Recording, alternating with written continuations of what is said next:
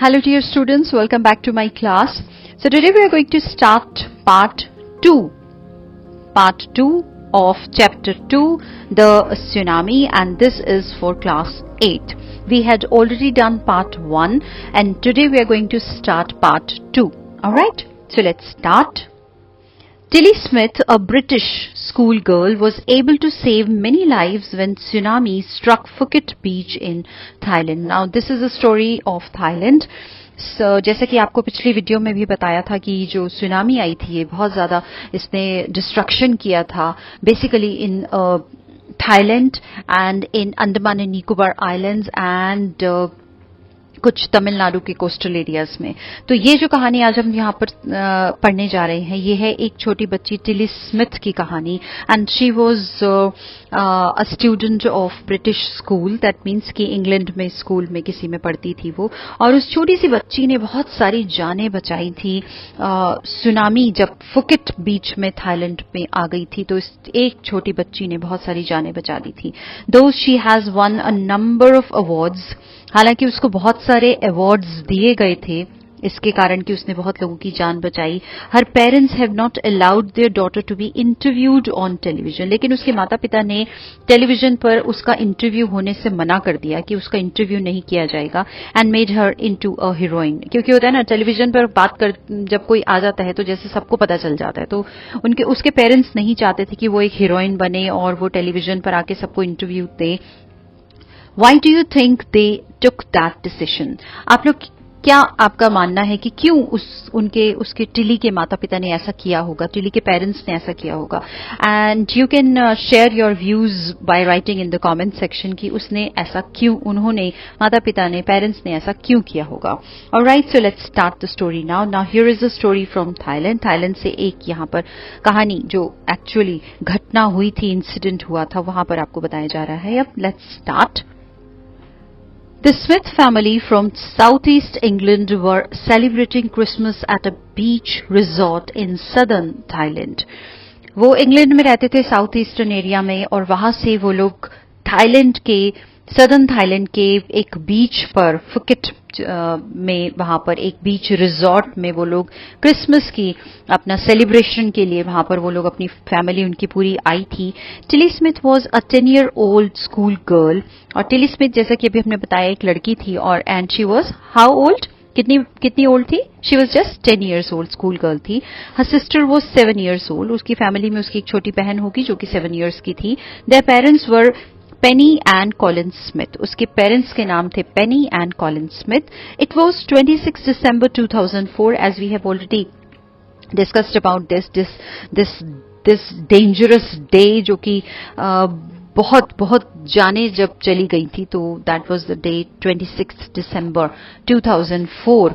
Deadly tsunami waves were already on their way. ऐसे लग रहा था कि डेडली मतलब ऐसी सुनामी जो कि लोगों को मारने वाली सुनामी है, तो ऐसी सुनामी की जो लहरें थी ऊंची ऊंची वॉज ऑन देयर वे, मतलब रास्ते में थी। वो लोग जो है क्रिसमस सेलिब्रेशन वहां पर अपना मना रहे थे और जो डेडली सुनामी की लहरें थी वो रास्ते में थी। They had been triggered by a massive earthquake off northern Sumatra earlier that morning. Triggered means started. जो अर्थक्वेक, जो मैसिव एक अर्थक्वेक था वो नदन सुमात्रा से अर्ली मॉर्निंग ही निकल गया था जैसे, और बस इसके कारण जो फिर लहरें थी वो रास्ते में थी उठने वाली। आपने पिछली स्टोरी में भी देखा होगा है ना कि उसकी जो इग्नेशियस की जो वाइफ थी उन्होंने सुबह 6 o'clock early in the morning she felt that jerks, उसको फील हो रहे थे कि यहाँ पर कुछ अर्थक्वेक जैसा कुछ आ रहा है। तो सुबह ही जो जैसे वहां से अर्थक्वेक के कारण जो डेडली सुनामी वेव्स थी वहां से वो ट्रिगर हो गई, मतलब स्टार्ट हो गई, निकल पड़ी वहां से। The water was swelling and kept coming in. पानी जो था ऐसे लग रहा था कि धीरे धीरे स्वेल कर रहा है। स्वेलिंग आपने देखा होगा है ना कि स्वेल, किसी को कोई चोट लग जाती है तो जगह जो होती है, जो बॉडी का पार्ट होता है वो थोड़ा सा सूज जाता है, स्वेल कर जाता है। लेकिन वाटर कैसे स्वेल करता है? जैसे ऊपर की तरफ आ रहा है, एंड केप्ट कमिंग इन, और अंदर और आते जा रहा है, ऊपर की तरफ आते चले जा रहा है। स्मिथ रिमेम्बर्ड, पेनी स्मिथ को ये सब याद आ रहा था. Beach was getting smaller and smaller. क्यों? क्योंकि जैसे ऐसे लग रहा था कि पानी बीच में से निकल के बाहर की तरफ, ऊपर की तरफ आते चले जा रहा है. I didn't know what was happening. मुझे मीन्स टिली स्मिथ को कुछ पता ही नहीं चल रहा था, उस छोटी सी बच्ची को, कि एक्चुअली में हो क्या रहा है, ऐसा क्यों हो रहा है. समुद्र खाली हो रहा है और पानी जो है वो स्वेल करके बाहर की तरफ coming out. But Tilly Smith sensed that something was wrong. कई बार होता है ना कि कुछ गलत होने वाला होता है तो हमें कुछ एहसास हो जाता है हमारी सिक्स सेंस के कारण. एनिमल्स को तो बहुत ही जल्दी हो जाता है, लेकिन हम ह्यूमन बींग्स को भी उस चीज का एहसास होने लग जाता है कि हाँ शायद कुछ गलत होने वाला है. तो ऐसे ही टिली स्मिथ को वो सेंस हो रहा था, कुछ ऐसे उसको लग रहा था कि कुछ ना कुछ रॉन्ग, कुछ ना कुछ गलत हो रहा है. Her mind kept going back to a geography class she had taken in England. उसका जो दिमाग था उसको बार बार उस ज्योग्राफी की क्लास में, उस भूगोल की क्लास में लेकर जा रहा था जो कि उसने इंग्लैंड में अटेंड की थी. अपने जो भूगोल का एक लेसन था, एक ज्योग्राफी का जो एक लेसन था, जो उसने अपनी क्लास में इंग्लैंड में अटेंड किया था. जस्ट 2 weeks बिफोर, सिर्फ 2 हफ्ते पहले ही उसने वो लेसन अटेंड किया था. She flew out to Thailand with her family. अपनी फैमिली के साथ जब वो थाईलैंड आई, उससे just 2 weeks ago she attended that geography class in her school in England. Tilly saw the sea slowly rise. Tilly ने देखा कि जो सी है वो ऊपर की तरफ धीरे धीरे उठ रहा है. And started to foam, bubble and form whirlpools. Foam आपको पता है झाग होता है, बबल्स जो बुलबुले से उठते हैं. तो उसने देखा कि सी के अंदर फोम, झाग उठ रही है, बबल्स बन रहे हैं और धीरे धीरे धीरे व्हर्लपूल आ रहा है. व्हर्लपूल आपने देखा होगा, व्हर्लपूल क्या होता है, जो भंवर आता है इस तरह से ऐसा व्हर्लपूल होता है ना. इस तरह से भंवर सा आता है जो गोल गोल गोल गोल, उसे व्हर्लपूल कहते हैं. तो उसने देखा कि वहां पर व्हर्लपूल भी आ रहा है. She remembered that she had seen this in class in a video of a tsunami that had hit the Hawaii Islands in 1946. उस बच्ची को बार बार अपनी ज्योग्राफी की वो क्लास याद आ रही थी जिसमें उसने क्लास में एक सुनामी की वीडियो देखी होगी, उस समय की जब हवाई आइलैंड्स में 1946 में सुनामी ने हिट किया था. तो वहां की कोई वीडियो मैम ने उन बच्चों को दिखाई होगी, तो उसके दिमाग में वो वीडियो आ रही थी बार बार.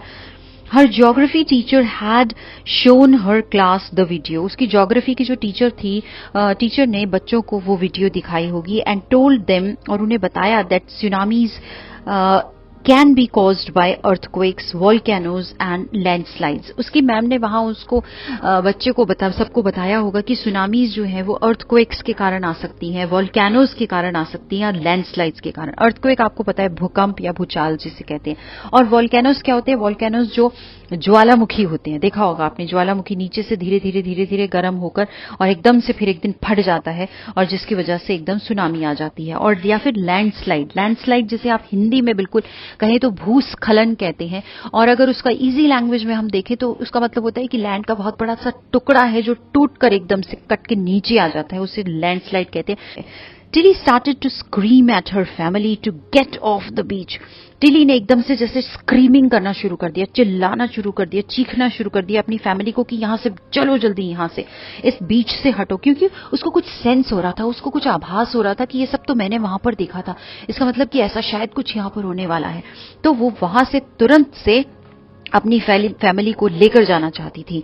She talked about an earthquake under the sea. उसने वो बात की कि शायद यहां पर सी के नीचे एक अर्थक्वेक है. She got more and more hysterical.